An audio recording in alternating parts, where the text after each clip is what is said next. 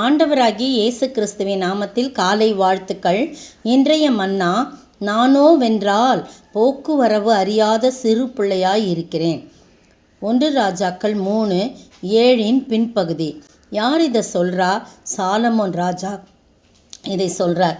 பாருங்க, என்ன அப்படின்னு சொல்லும்போது, சாலமோன் இடத்துல ஆண்டவர் தரிசனத்தில் தோன்றி, சொப்பனத்தில் தோன்றி கேட்குறாரு, நீ விரும்புகிறதை என்னிடத்தில் கேளுன்னு சொல்லி கேட்குறார். 5ஆம் வசனத்தில் 3:5.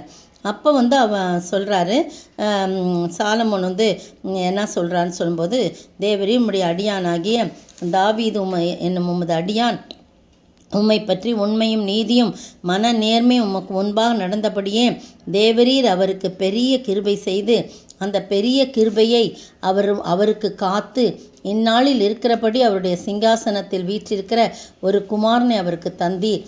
இப்போதும் என் தேவனாகிய கர்த்தாவே, தேவரீர் இந்த அடியனை என் தகப்பனாகிய தாவீதின் ஸ்தானத்திலே ராஜாவாக்கினீரே. அதையே தாழ்த்தணும், அப்படியே ராஜாவாக்கினீரே. அவர் நல்லா செஞ்சார், என்ன போய் அந்த ஸ்தானத்தில் ராஜாவாக்கினீரே. நானோவென்றால் போக்குவரவு அறியாத சிறு பிள்ளையாக இருக்கிறேன். தன்னுடைய தாழ்மையோடு தன்னுடைய குறைவை என்ன பண்ணுறான், ஒத்துக்கொள்கிறார். ஆண்டவருக்கு நன்றி செலுத்துகிறார். அதே நேரத்தில் என்ன நடக்குதுன்னு சொல்லும்போது, அவர் தன்னை தாழ்த்தி, நானோவென்றால் போக்குவரத்து அறியாத சிறு பிள்ளை, உண்மை நிலையை அவர் என்ன பண்ணுறாரு, சொல்கிறாரு ஆண்டவருக்கு முன்பாக. தனக்கு இருக்கிற முன்னால் இருக்கிற பணி ரொம்ப பெரிய பணி. அந்த பொறுப்பை என்னால் செய்ய முடியுமா? எனக்கு ஒன்றுமே தெரியாதே, போக்குவரத்து அறியாத சிறு பிள்ளையாக இருக்கேன். உடனே அப்புறம் நீர் தெரிந்து கொண்டதும் ஏராளத்தினால் எண்ணிக்கைக்கு அடங்காதமான இலக்கத்திற்கு உட்படாதமான திரளான ஜனங்களாகிய உமது ஜனத்தின் நடுவில் அடியேன் இருக்கிறேன். இவ்வளோ திரளான, எண்ணவே முடியாது, அவ்வளோ ஜனங்கள் இருக்கிறாங்க, அதுக்கு நடுவில் நான் இருக்கிறேன். ஆகையால் உமது ஜனங்களை நியாயம் விசாரிக்கவும் நன்மை தீமை இன்னதென்று வகையறுக்கவும் அடியனுக்கு ஞானமுள்ள இருதயத்தை தந்தருளும்.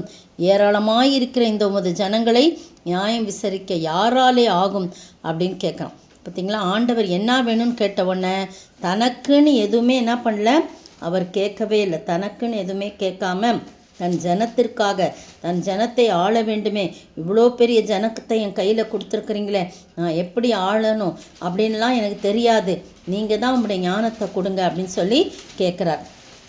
எனக்குன்னு எதுவுமே கேட்கல. அந்த ஜெபம் கடவுளுக்கு ரொம்ப பிரியமானுச்சின்னு போடப்பட்டிருக்கு. அந்த ஜெபத்தை ஆண்டவர் பாருங்கள், 10ஆம் வசனம், சாலமோன் இந்த காரியத்தை கேட்டது ஆண்டவருடைய பார்வைக்கு உகந்த விண்ணப்பமாக இருந்தது, ரொம்ப பிரியமான விருப்பமான ஜபமாக இருந்தது. அதனால் ஆண்டவர் சொல்கிறாரு, நீ உனக்கு நீடித்த ஆயுளை கேட்கல, ஐஸ்வர்யத்தை கேட்கல, உன் சத்துருக்களின் பிராணனை கேட்கல, நீ இந்த காரியத்தையே கேட்டு நியாயம் விசாரிக்கிறதற்கு ஏற்ற ஞானத்தை உனக்கு வேண்டிக் கொண்டபடினால உன் வார்த்தைகளின்படி செய்தேன். ஞானமும் உணர்வுள்ள இருதயத்தை உனக்கு தந்தேன். இதிலே உனக்கு சரியானவன் உனக்கு பின் இருந்ததும் இல்லை, முன் இருந்ததும் இல்லை, அப்படின்னு எழும்புவதும் இல்லை பின்னாடி அப்படின்னு சொல்கிறார். அது மட்டும் இல்லாமல் நீ கேட்காத ஐஸ்வர்யத்தையும் மகிமையும் உனக்கு தந்தேன். உன் நாட்களில் இருக்கிற ராஜாக்களில் ஒருவனும் உனக்கு சரியானவன் இருப்பதில்லை அப்படின்னு சொல்லி, தாவீதை போல என் கட்டளைகளையும் என் கற்பனைகளையும் நியமங்களையும் கை கொண்டு நடந்தா வழியில் நடப்பேன், உன் நாட்களையும் நீடித்திருக்க பண்ணுவேன் அப்படின்னு சொல்கிறார். அப்போ தான் அவர் தூக்கம் முடிச்சு ஏன்னு இது சொப்பனம்னு அறிகிறாரா. ஆனால் அதை உண்மையாகவே ஆண்டவர் என்ன பண்ணுறாரு, நிறைவேற்றி கொடுக்குறார். நீங்களும் நானும் கர்த்தருக்கு முன்பாக நம்மை தாழ்த்த வேண்டும். நாம் ஒன்றுமில்லை என்று சொல்லி நம்முடைய உண்மை நிலையை அவருக்கு சொல்லும்போது, மற்றவங்கெல்லாம் இப்படிலாம் இருக்கிறாங்க ஆண்டவரே, என்னுடைய தகப்பனுடைய தகப்பன் எல்லாரும் நல்ல விதமாக இருந்திருக்காங்க, ஆனால் எனக்கு ஒன்றுமே தெரியாதுப்பா, எனக்கு ஒன்றுமே தெரியாது. அநேக சமயத்தில் நான் அப்படி சொல்லிக்கிட்டே இருப்பேன், எனக்கு ஒன்றுமே தெரியாது ஆண்டவரே, நீங்கள் தான் நடத்தணும். எல்லாரும் பெரியவங்களாம் இருக்கிறாங்க. நான் மருத்துவமனையில் வேலை செய்த போது பெரிய மீட்டிங்ஸ் நடக்கும். அப்போ நானும் அதில் ஒரு ஆஃபீஸர் கிரேடில் இருந்ததுனால நானும் அந்த மீட்டிங் அட்டன் பண்ணுவேன். ஆனால் நான் சொல்லுவேன், ஆண்டவரே, இவ்வளோ பெரியவங்களாம் இருக்கிறாங்கப்பா, நானும் ஒன்றுமில்லாதவப்பா, நீங்கள் தான் எனக்கு ஞானம் கொடுக்கணும் சொல்லும்போது, ஆண்டவர் அந்த நேரத்தில் நான் என்ன பேச வேண்டுமோ அந்த ஞானத்தை கொடுப்பார். ஏதாவது அவங்க கேள்வி கேட்கும்போது அதற்கு பதிலாக ஆண்டவர் தான், ஆவியானவர் தான் எனக்கு கொடுப்பார். அதனால் நம்முடைய இயலாமையை நாம் ஒத்துக்கொள்ள வேணும். எனக்கு எல்லாம் தெரிஞ்சிச்சின்னு போய் நம்ம உட்காந்து மேட்டிமையாக இருக்கவே கூடாது. அப்படி தான் இந்த சாலமோன் தன்னை தாழ்த்தினான். தன்னுடைய உண்மை நிலையை அவன் ஒத்துக்கொண்டான். அப்போ ஒத்துக்கொள்ளும்போது நான் இப்படி சிறு பிள்ளையாக இருக்கிறேன் ஆண்டவரே அப்படின்னு சொல்லி ஒத்துக்கொள்ளும்போது கனவுல கூட என்ன பண்ணுறான் அவன் அப்படி தன்னை தாழ்த்தி ஒப்பு கொடுக்கும்போது கர்த்தர் உயர்த்தி கேட்டதையும் கேட்ட ஞானத்தையும் கேட்காத ஐஸ்வர்யம் மகிமை கனத்தை கொடுத்து மீடியாவிலே கூட நான் கொடுப்பேன், என் கற்பனைகளாம் கை கொண்டான்னு சொல்லி சொல்கிறார். அப்படிப்பட்ட ஆசீர்வாதத்தை நாம் பெற்றுக்கொள்ள நம்மை நாமே தாழ்த்தி உண்மை நிலையை ஒப்புக்கொண்டு ஆண்டவருடைய சமூகத்தில் இருக்கும்போது ஆண்டவர் நம்மை உயர்த்தி ஆசீர்வதிப்பார். அப்படிப்பட்ட ஆசீர்வாதத்தை பெற்று வாழ ஆண்டவர் தாமே கிருபை செய்வாராக. ஆமீன்.